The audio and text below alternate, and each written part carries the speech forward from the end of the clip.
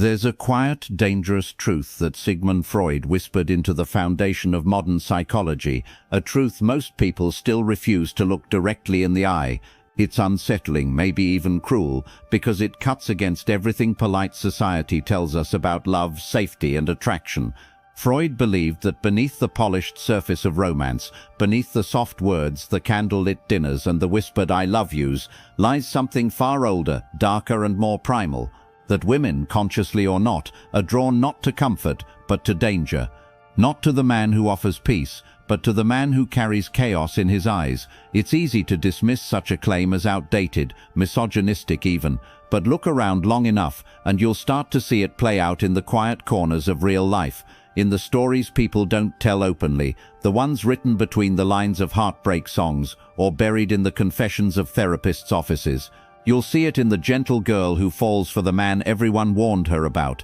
You'll see it in the sigh she gives when she says, "I know he's not good for me, but I can't help it." That phrase, "I can't help it," is where Freud's cruel truth hides, smirking, because maybe she really can't. Freud believed that our desires are not logical negotiations of the mind, but eruptions from the unconscious, from that wild, shadowy part of us that civilization has spent centuries trying to tame. The unconscious doesn't care about stability or safety. It hungers for vitality, for life that burns and bleeds and bites back. In Freud's view, a woman's attraction to danger wasn't madness, it was instinct. It was an echo of the primal dance between survival and seduction, a memory written into the nervous system long before language, when danger and desire were one and the same. Picture this. Thousands of years ago, long before cities and wedding rings, safety didn't guarantee survival, strength did. The man who could kill the wolf, cross the river and face the unknown was the one who lived long enough to protect and provide. And the women who gravitated toward that kind of courage, that dangerous masculinity, ensured the survival of their children. Over time, that ancient signal was encoded into attraction itself. It wasn't just psychological, it was biological. But here's the paradox. In the modern world, where wolves wear suits and spears have become smartphones, that ancient attraction still pulses inside us. The body still whispers, "Choose the one who can protect you." The only problem is, danger no longer looks like a predator in the wild. It looks like the unpredictable man with fire in his chest and a shadow behind his smile. Freud would say that women don't consciously seek pain. They seek aliveness, and often, the man who feels dangerous, who seems like he could destroy or protect with the same intensity, embodies that aliveness. His unpredictability electrifies her nervous system. Her pulse quickens, not out of fear, but fascination. It's not the destruction she desires, but the energy that comes with standing near the edge of it. The thrill of danger, contained just close enough to touch, but not to consume. And yet there's tragedy in this dance. Because danger doesn't always stay contained, the same qualities that make a man intoxicating in the beginning can unravel everything in the end. The passion that once made her feel seen can twist into control. The confidence that once felt magnetic can harden into dominance. She tells herself it's just his intensity, just his edge. But somewhere along the line, the danger becomes real. And by the time she realizes it, she's already deep inside the gravity of his orbit. Freud once wrote that we are never so defenseless against suffering as when we love. That's the quiet cruelty of desire. It doesn't ask permission from logic. It bypasses reason and dives straight into the oldest parts of the human brain. You can lecture a woman about red flags, about therapy, about self-respect, but none of it matters when her unconscious has already chosen. That's the battlefield Freud was describing. The war between the civilized mind and the animal heart. But it's not just women. Men too are drawn to danger, though in different ways. For men, danger often hides in the pursuit of chaos, the need to dominate, to conquer. For women, Freud said, danger hides in the acceptance of chaos, the surrender to a force greater than herself. He saw this as part of the erotic tension between the masculine and feminine, one pushing outward, the other pulling inward, both caught in a psychological storm that feels divine and destructive all at once. Imagine two lovers in a dimly lit room. She feels his presence before he even touches her, the heat of his body, the controlled power behind his movements. There's something dangerous there, but not violent. It's the kind of danger that awakens her instincts, makes her heart pound, makes her feel alive. That's what Freud meant. The danger isn't about harm, it's about energy, the masculine energy that carries risk, uncertainty, unpredictability, and the feminine energy that feels drawn to it, not out of submission, but out of the desire to experience life in its fullest expression. Society, of course, hates this idea. It wants everything safe, labeled and morally tidy. But desire isn't tidy. It's raw, it's messy, it's primal. You can't legislate or reason it away. Freud's genius and his madness was that he looked directly at this chaos and said, "This is who we are." He refused to sanitize human nature. He understood that civilization is a mask we wear over instincts that still pulse beneath our skin. And when that mask slips, we meet the truth that love and danger are siblings, not strangers. Every generation tries to rewrite this truth in new language.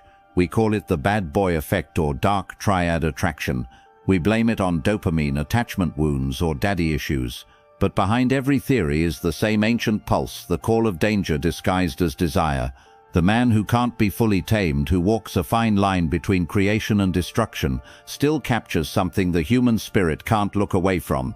But here's where Freud's cruelty deepens, because even when a woman recognizes this pattern, even when she knows better, the body doesn't care.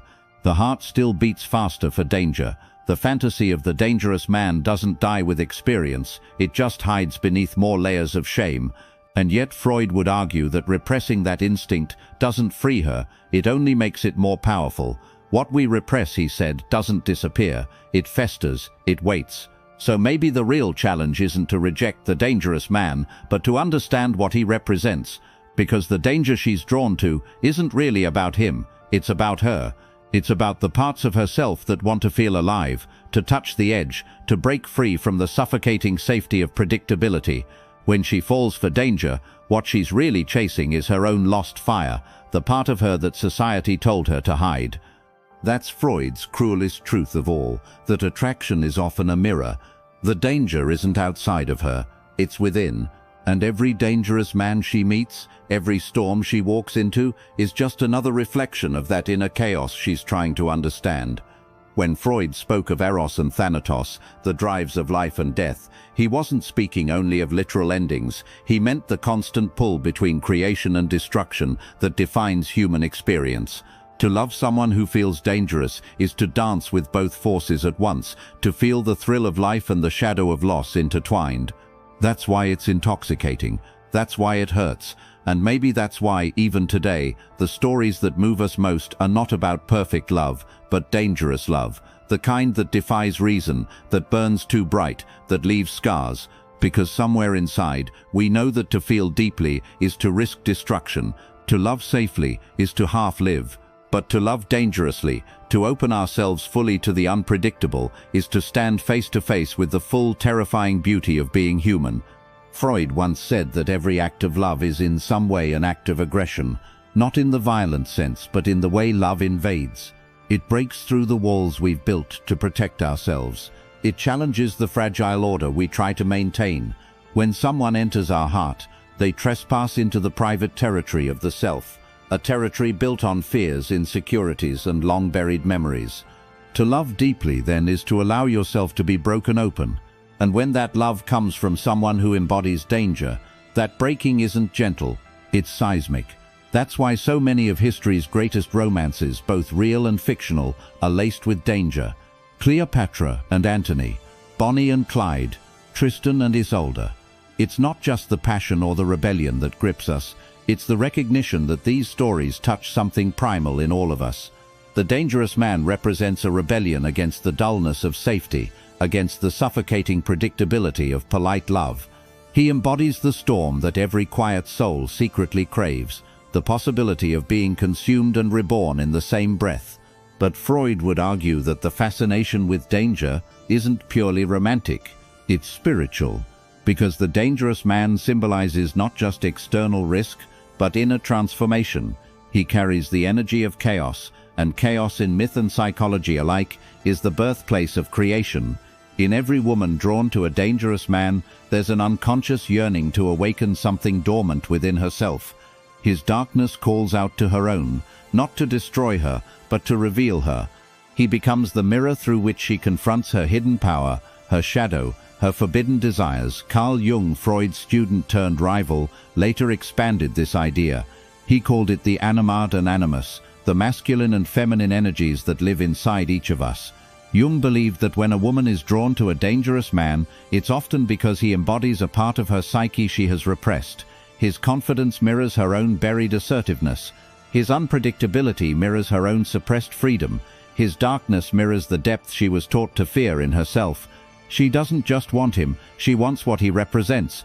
But the tragedy, the ancient repeating tragedy, is that most never realize this.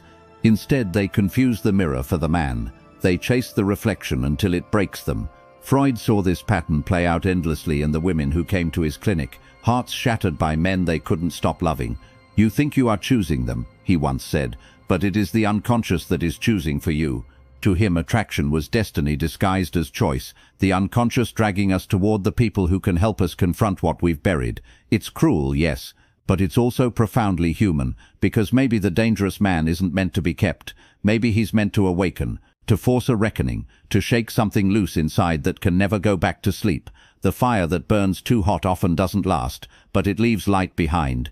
And maybe that's its purpose. Still, we can't ignore the darker side of this attraction. Freud warned that when we confuse danger with vitality, we risk collapsing into what he called the repetition compulsion, the unconscious drive to reenact old wounds.